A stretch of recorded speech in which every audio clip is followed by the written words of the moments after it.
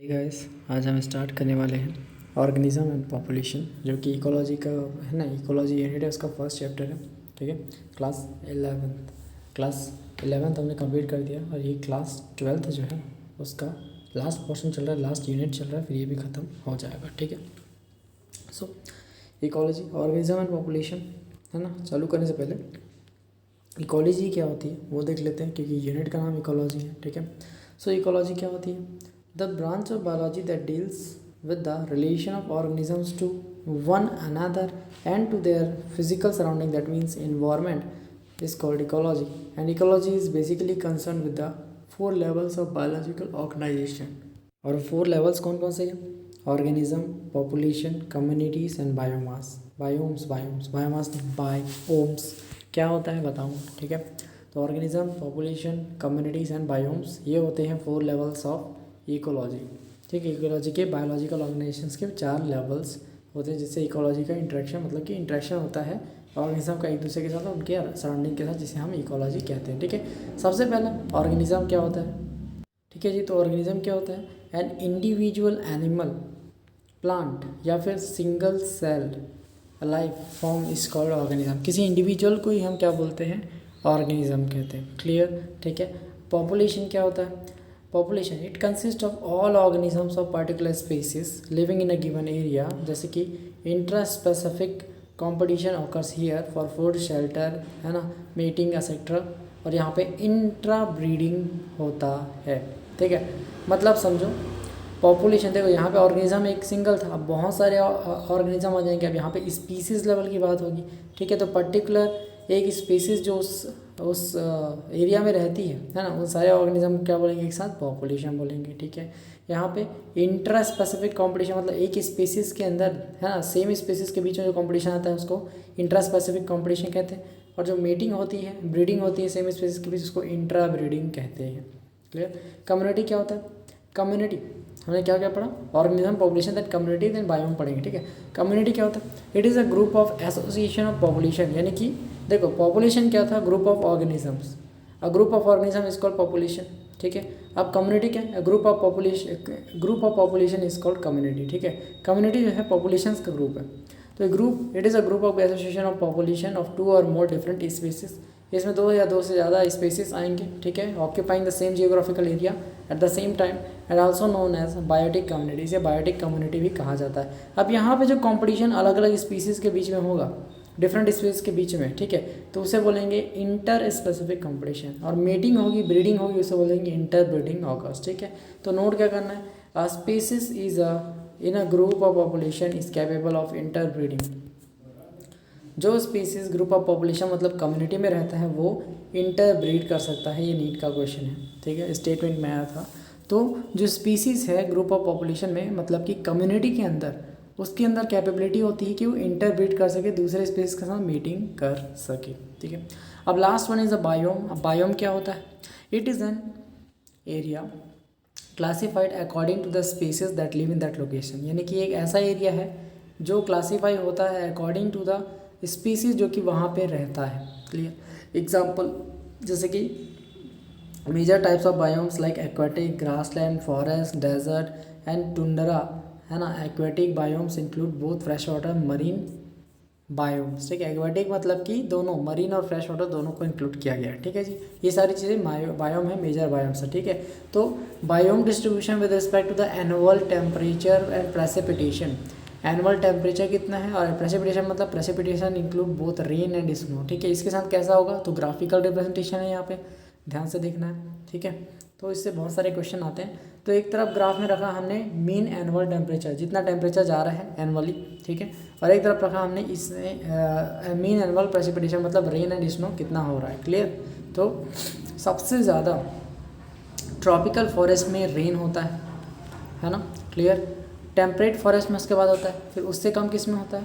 उससे कम फिर grass lands में, कोनीफेरस फॉरेस्ट में, आर्कटिक टुंड्रा में। ठीक है, टेम्परेचर जितना कम होगा वहाँ पे स्नो होगा रेन की जगह, टेम्परेचर ज़्यादा है वहाँ पे रेन होगा। ठीक है, स्नो नहीं गिरती। नीचे वालों में जैसे कि अल्पाइन, आर्कटिक टुंड्रा में स्नो होगा, कोनीफेरस फॉरेस्ट तरफ भी स्नो हो सकता है। क्लियर? लेकिन ऊपर डेजर्ट, ग्रासलैंड में इसमें रेन होगा। ठीक है, और बहुत कम होगा। सबसे कम डेजर्ट में रेन होता है, सबसे कम। क्लियर। तो इस तरीके से आपको समझ आ रहा होगा, ठीक है। तो mean annual precipitation rain and snow, ठीक है। तो इस तरफ जाएंगे तो रेन और स्नो बहुत कम है, इस तरफ जाएंगे तो रेन और स्नो बहुत ज़्यादा है, इस तरफ ऊपर की तरफ जाएंगे तो टेम्परेचर धीरे धीरे बढ़ता है। ग्रास लैंड में सबसे ज़्यादा टेम्परेचर हो गया है अभी, क्लियर। ग्रास लैंड या फिर डेजर्ट्स में बोल दो, कोई दिक्कत नहीं है, ठीक है। अब ध्यान से देखना नीट में क्वेश्चन कैसे आते हैं यहाँ से, ठीक है, इस टॉपिक से। तो मैक्सिमम रेनफॉल कहाँ पे होगा? ट्रॉपिकल में, देन टेम्परेट में, देन ग्रास लैंड में। कैसे पता? देखो, मैक्सिमम रेनफॉल ट्रॉपिकल में, देन टेम्परेट फॉरेस्ट में, देन ग्रास लैंड में। क्लियर जी, समझ आ गया। ऐसे ही क्वेश्चन बनते हैं, ठीक है। सेकंड क्वेश्चन, मैक्सिमम स्नोफॉल कहाँ पे होगा? आर्कटिक एंड अल्पाइन टुंड्रा में, कोनिफेरस फॉरेस्ट से ज़्यादा होगा। कैसे पता? टेम्परेचर नीचे वाला सबसे कम है, ठीक है, माइनस में है, और कोनिफेरस से ऊपर, तो आर्कटिक और अल्पाइन टुंड्रा में ज़्यादा होगा कोनिफेरस के कंपेरिजन में। पता चल गया, ठीक है। तीसरा पॉइंट जो कि नीट का क्वेश्चन ही है, Meghalaya is the state of India where maximum rainfall occurs, so it is tropical forest area. Meghalaya tropical forest area है, और हम जानते हैं ट्रॉपिकल फॉरेस्ट एरिया में सबसे ज़्यादा रेन पॉसिबल है, सबसे ज़्यादा रेन होता है, क्लियर। तो ये क्लियर हो गया। अब पाँचवा स्टेटमेंट, नीट में इस ग्राफ का लेबलिंग पूछ सकता है। मान लें कि ए वाला बोल देगा क्या है, तो ए वाला है ट्रॉपिकल फॉरेस्ट। इस तरीके से लेबलिंग पूछ सकता है कि ये क्या है, ए करके दे देगा, इसको बी बोल देगा, बताइए नाम क्या है। तो लेबलिंग पूछ सकता है, तो ये डायग्राम, ये ग्राफ याद होना चाहिए। अब आगे बढ़ते हैं मेजर एबायोटिक फैक्टर्स, ठीक है, वो क्या होते हैं? We know that ecology deals with the relation of organism to one another and their physical surrounding, that is abiotic factors. Abiotic factors है टेम्परेचर, वाटर, लाइट और सॉइल के साथ जो इंटरेक्शन होता है, उसी के साथ ये ऑर्गेनिज्म का इंटरेक्शन होता है, उसी को हम पढ़ते हैं इकोलॉजी में, ठीक है। तो सबसे पहला एबायोटिक फैक्टर है वो है टेम्परेचर, ठीक है। ठीक है जी, तो टेम्परेचर को स्टार्ट करते हैं। सबसे पहले टेम्परेचर पढ़ते हैं। टेम्परेचर क्या होता है? It is the most ecologically relevant environmental factor, सबसे ज़्यादा रेलिवेंट इन्वायरमेंटल फैक्टर है। Few organism can tolerate and thrive in a wide range of temperature. कुछ ऑर्गेनिज्म बहुत ज़्यादा टेम्परेचर झेल पाते हैं, तो कुछ कम झेल पाते हैं। जो बहुत ज़्यादा झेल पाते हैं उसे यूराइथर्मल बोलते हैं, that is human, cow, monkey, sheep, goat etcetera, ठीक है। और कुछ एनिमल्स जो हैं वो रेस्ट्रिक्टेड होते हैं नैरो रेंज ऑफ टेम्परेचर, मतलब बहुत कोल्ड है ना टेम्परेचर कोई वो सह पाते हैं, हाई टेम्परेचर में मर जाते हैं या फिर वो सह नहीं पाते, ठीक है। उसे हम बोलते हैं स्टीनोथर्मल एनिमल्स। क्या बोलते हैं? स्टीनोथर्मल एनिमल्स, ठीक है। Example, crustaceans, insect, salmon fish, penguin, pythons etcetera, ये सब धरती के नीचे चले जाते हैं गर्मी में, क्लियर। सेकेंड जो है वो है वाटर, ठीक है। अब वाटर क्या है बोलोगे, तो it is the most important factor influencing the life of organism, ठीक है। ये गहरा प्रभाव डालता है इन ऑर्गेनिजम्स के लाइफ में, क्योंकि वाटर नहीं है तो जीवन नहीं है, क्लियर जी, ठीक है। तो life on the earth originate on water and it is unsustainable without water. Life बिना वाटर के सोचना भी महामूर्खता होगा, क्लियर। तो सॉल्ट कंसंट्रेशन नाम का एक चीज़ होता है। अब what is salt concentration? Salinity in parts पर थाउजेंड। सैलिनिटी इन पार्ट्स पर थाउजेंड को हम बोलते हैं सॉल्ट कंसंट्रेशन, ठीक है जी।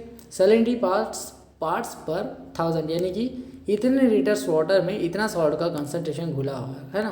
100 ml ऑफ वाटर में कितना % सॉल्ट घुला हुआ है उसको सॉल्ट पर कंसंट्रेशन बोलेंगे। यहाँ पे सैलिनिटी इन पार्ट्स पर थाउजेंड है, क्योंकि हम पूरे ओशन के लिए निकाल रहे हैं, ठीक है।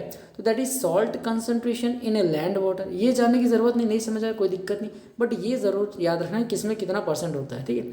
तो सॉल्ट का concentration in a land water, धरती के नीचे जो पानी उसमें कितना होता है? लेस देन 5, इसलिए वो मीठा होता है। क्या होता है? मीठा होता है, clear. Second point, salt concentration sea, समुद्र में 30 to 35% कंसंट्रेशन होता है सॉल्ट का, क्लियर, समझ गए। अब लास्ट वाला, in hypersaline legumes the salt concentration is more then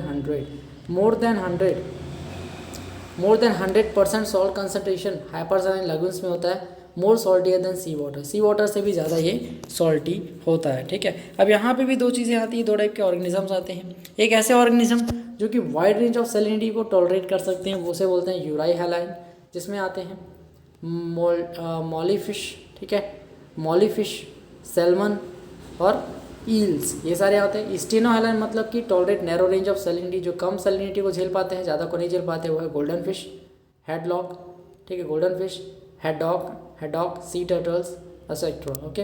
तो थर्ड पॉइंट इज लाइट। अब लाइट भी बहुत इंपॉर्टेंट है। तो sunlight is the source of energy, हम जानते हैं सनलाइट है सोर्स एनर्जी का, ठीक है। And the plants make their food through photosynthesis for which sunlight is necessary, that is sunlight is important for all organisms, mainly autotrophs के लिए बहुत इंपॉर्टेंट है, क्लियर, ये भी समझ आया। अब चौथा पॉइंट जो है सॉइल। सॉइल क्या करता है? तो soil is the thin material layer covering the surface of earth and is created by rock weathering, यानी कि रॉक के टूटने से सॉइल का फॉर्मेशन होता है. हम आगे पढ़ेंगे चैप्टर्स में. Okay. And soil consist of mineral particles. Soil क्या कंसिस्ट करता है? मिनरल पार्टिकल्स को कंसिस्ट करता है. ठीक है. एंड ऑर्गेनिक मटेरियल्स को, air, water and living organisms को भी कंसिस्ट करके रखा रहता है. ठीक है जी. Okay done. चलो नोट को देख लेते हैं थोड़ा सा कि सॉइल से भी कुछ थोड़े थोड़े इंपॉर्टेंट टॉपिक्स निकलते हैं नीट के लिए. तो पहला है टोपोग्राफी. इन्हीं में से क्या है? टोपोग्राफी एक है. तो टोपोग्राफी होता क्या? It is related to soil and it is the study of forms and features of land surface, यानी कि मैप है ना. That is to check percolation यानी leakage in water holding capacity या हाँ कैपेसिटी ऑफ द सॉइल. इसी को हम टोपोग्राफी कहते हैं. टोपोग्राफी क्या रिलेटेड? सॉइल से रिलेटेड है. और ये स्टडी है किसका? Study forms and features of land surface का स्टडी को हम टोपोग्राफी कहते हैं. इसके अंदर क्या आता है? हम चेक करते हैं percolation of water holding capacity soil की. परकोलेशन मतलब लीकेज, कि पानी कितना लीक करता है, कितनी देर में गीला हो जाता है, कितनी देर में सूख जाता है. क्लियर? कितना पानी में अब्जॉर्ब करता है, ये सब. ठीक है. सेकेंड पॉइंट जो सॉइल के लिए इंपॉर्टेंट है, सॉइल से रिलेटेड टॉपिक के लिए, तो in the aquatic environment the sediment characteristics often determine the type of benthic animals that can thrive there. यानी कि एक्वाटिक इन्वायरमेंट में जो सेडिमेंट कैरेक्टरिस्टिक्स होते हैं, यानी कि जो पानी यहाँ पे है और यहाँ पे नीचे ज़मीन होता है ना, तो ज़मीन पे सेडिमेंट कैरेक्टरिस्टिक्स होते हैं ना, वो क्या डिटरमाइन करते हैं कि वहाँ पे कैसे एनिमल्स रहते हैं. बेंथोस का मतलब होता है जो बहुत डीप में रहते हैं, सी में, है ना, डेप्थ ऑफ सी में, बहुत ही डीप में रहते हैं, डेप्थ में रहते हैं, उन्हें बेंथोस कहते हैं. यानी ऐसे एनिमल्स को बेंथिक एनिमल्स कहते हैं. तो सेडिमेंट कैरेक्टरिस्टिक जो फॉसिल्स होते हैं वो डिटरमाइन कर सकते हैं कि यहाँ पे कैसे एनिमल्स रहे होंगे. क्लियर? तो sediment characteristics of the often determine the type of benthic animals that can thrive there. ये नीट का स्टेटमेंट है.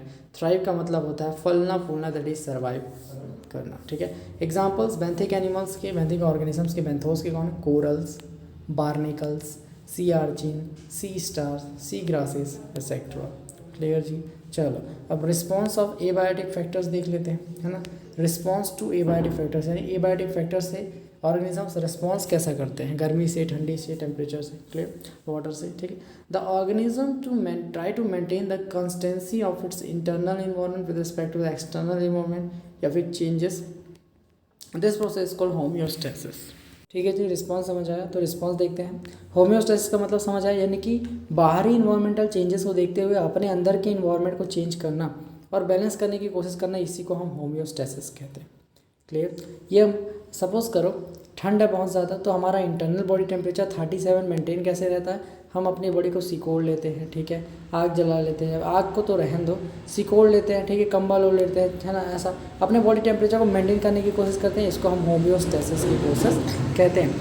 ये बॉडी के इंटरनल लेवल पे भी होता है, सेलुलर लेवल पे भी होता है, लेकिन उसकी बात हम बाद में करेंगे. पहले तो देख लो यहाँ पे इंटरनल लेवल का टेम्परेचर बढ़ रहा है, इस तरफ एक्सटर्नल लेवल का टेम्परेचर बढ़ रहा है सराउंडिंग का, और ये बॉडी का. क्लियर? इस तरफ सराउंडिंग का टेम्परेचर है इन्वायरमेंट का, इस तरफ बॉडी का टेम्परेचर है.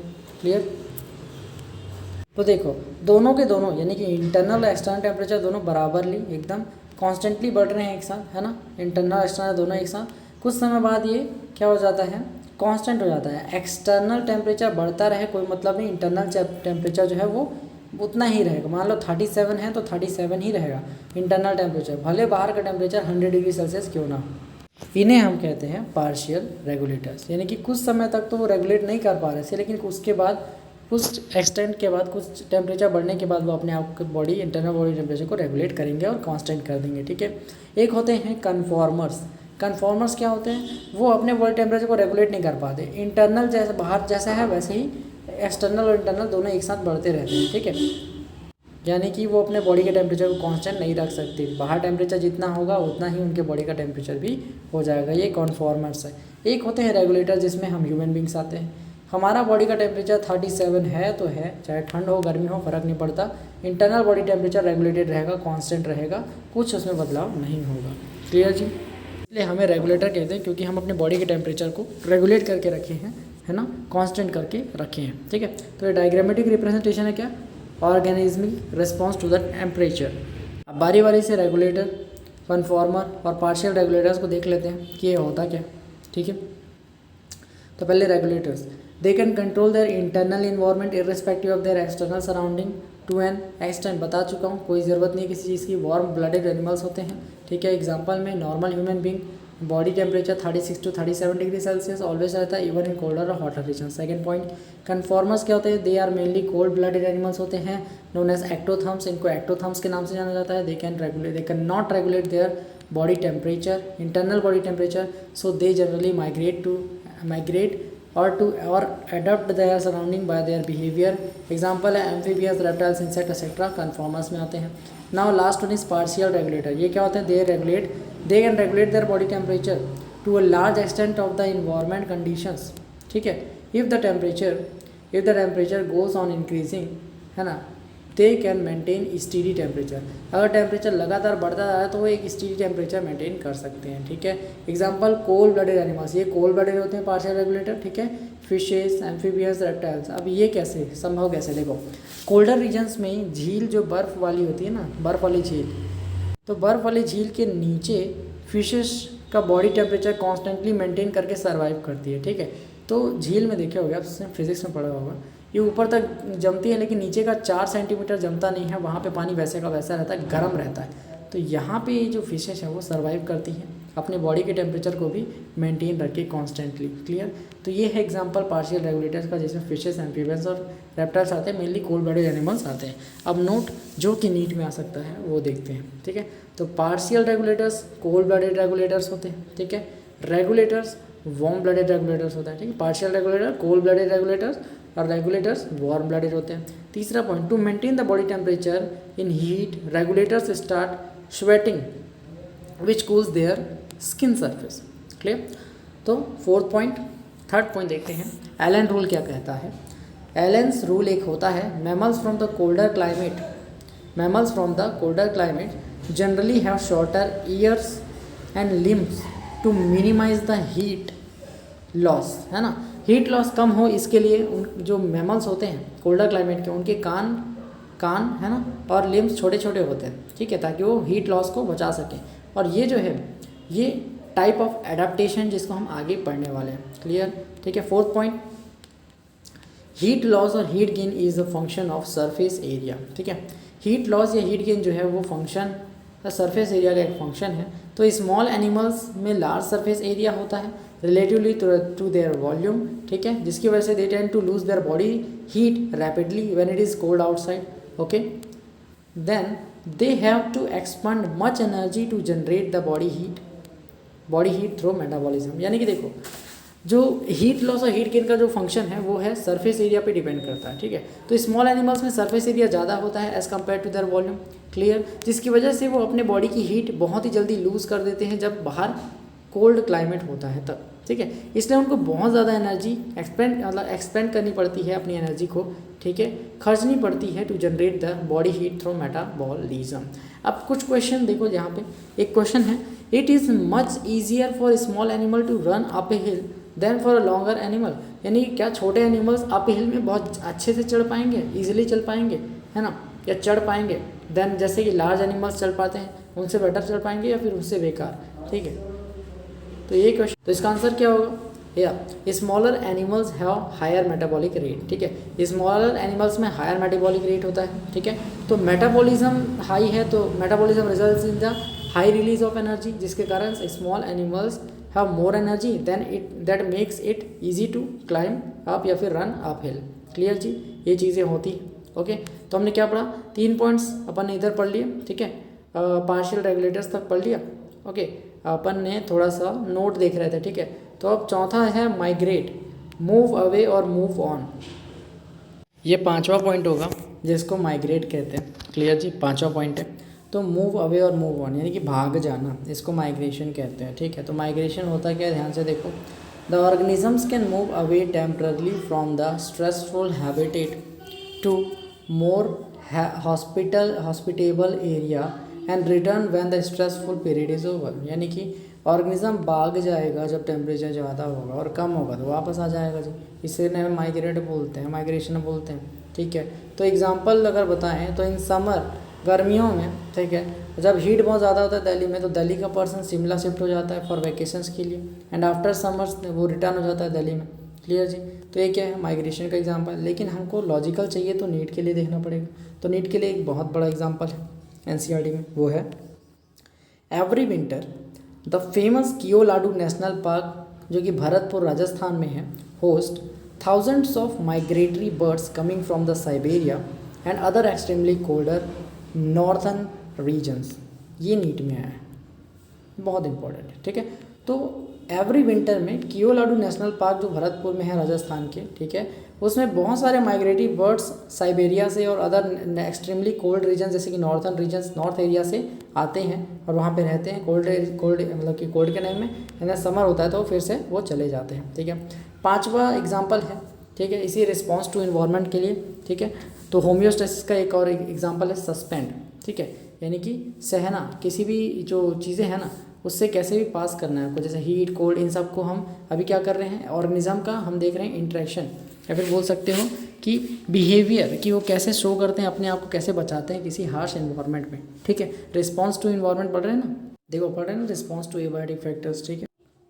तो अब देखते हैं सस्पेंड को, ठीक है। सस्पेंड क्या होता है, it is the different mechanism to escape the harsh environment in bacteria and fungi and lower plants, various kinds of thick walled spores are formed which helps them to survive unfavourable condition and this germinate on availability of suitable environment, clearly जी, ठीक है।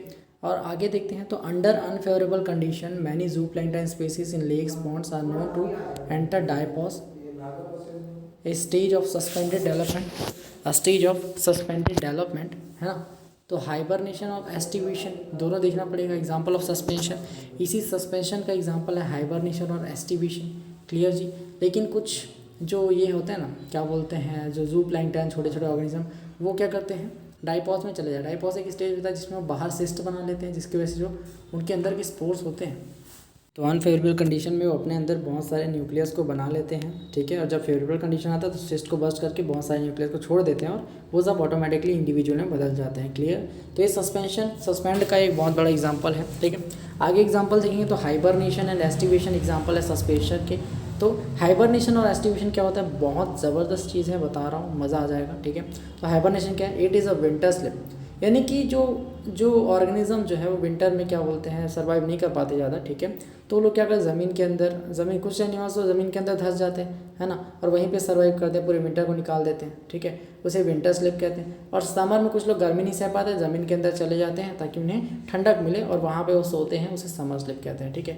ठंड के दिनों में winter slip होता है और गर्मी के दिनों में समर स्लिप होता है, क्लियर, ठीक है। यानी कि passing the time in the winter is called winter sleep and passing the time in the summer is called summer sleep. So के स्लीप यानी कि नींद में, क्लियर। अब कैसे होता है, it is done to avoid cold, ये ठंड को अवॉइड करने के लिए, ये गर्मी को अवॉइड करने के लिए।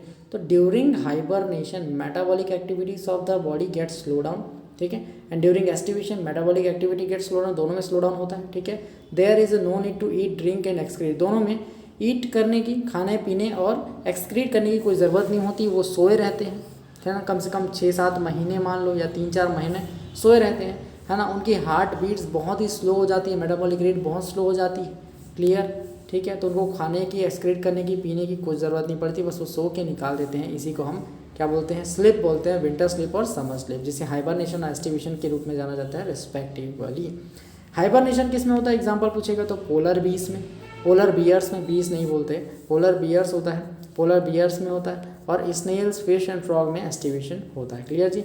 अब हम अगले वीडियो में एडाप्टेशन से स्टार्ट करेंगे, क्योंकि जो वीडियो है थोड़ा लंबा हो गया, ठीक है, कोई दिक्कत नहीं, एडाप्टेशन पढ़ेंगे और चैप्टर को कंटिन्यू करेंगे, ठीक है।